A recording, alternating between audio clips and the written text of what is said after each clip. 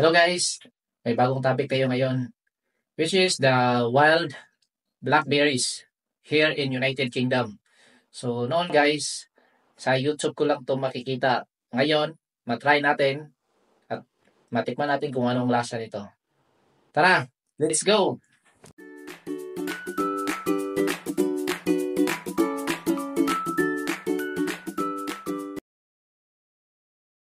So ngayon guys, namimitas tayo ng wild blackberries.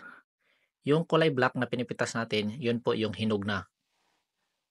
So bago kainin natin yan guys, ini-assure natin na mahugasan natin yan para avoid tayo sa contamination.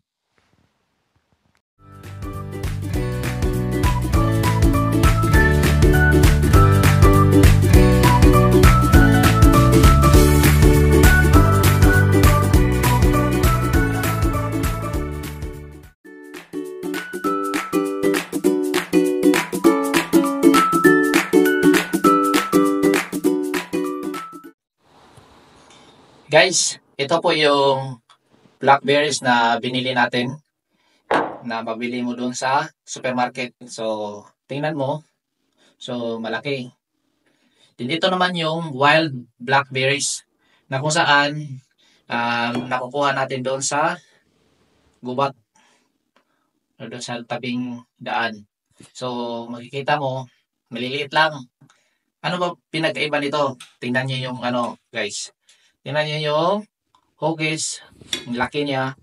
So, kung titingnan mo, they're almost the same ng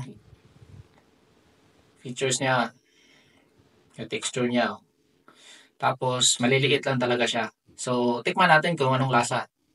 So, tikman muna natin yung nabili natin, kung katulad ba ng lasa nito.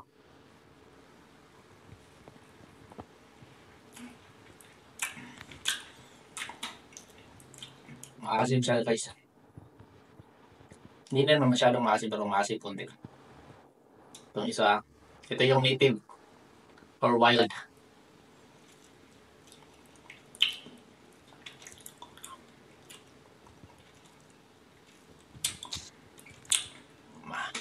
They're almost the same guys yung lasa nila. Magkapapareho lang.